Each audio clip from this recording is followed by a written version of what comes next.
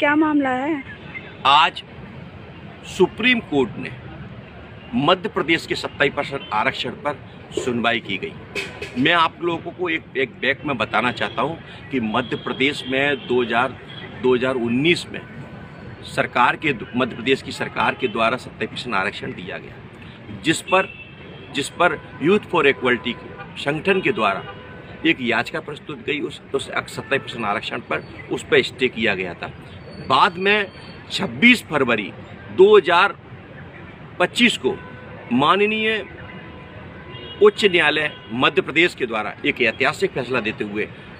उस फैसले में स्पष्ट कहा है कि कानून पर किसी प्रकार की रोक नहीं होना चाहिए और ना ही इस पर कोई बाधा होना चाहिए। और उस याचिका को यूथ फॉर इक्वलिटी जो संगठन के द्वारा याचिका प्रस्तुत की गई थी उसको खारिज किया गया।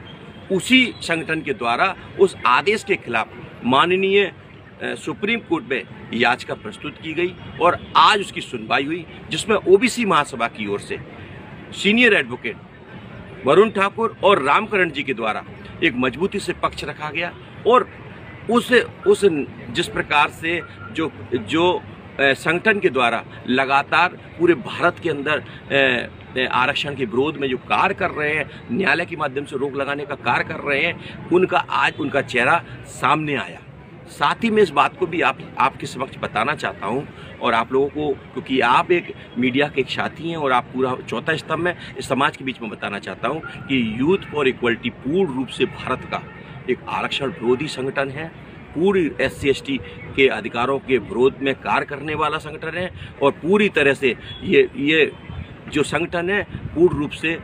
मानवता के विरोध कार्य करने वाला संगठन है। लेकिन ओबीसी महासभा लगातार ऐसे संगठनों का मुंह तोड़ जवाब सड़क से लेकर न्यायालय तक देने का कार्य कर रहा है। मैं आप लोगों से भी निवेदन करूंगा कि जिस प्रकार से यूथ फॉर इक्वलिटी के साथ जो आज मध्य प्रदेश की सरकार का चेहरा सामने आया कि उनके द्वारा उस संगठन के रोक लगाने या ऐसे संगठनों के खिलाफ कार्रवाई के लिए न्यायालय में कुछ बात नहीं कही, इससे ये दिखाई देता है कि सरकार यूथ फॉर इक्वलिटी संगठन के साथ है और आरक्षण विरोधी है, पिछड़ा वर्ग विरोधी है। इसके लिए ओबीसी महासभा ने आज जिस प्रकार से उनके वकील जो सुप्रीम कोर्ट में अपने ओर से जो हमारे वकीलों के द्वारा जो लगातार जो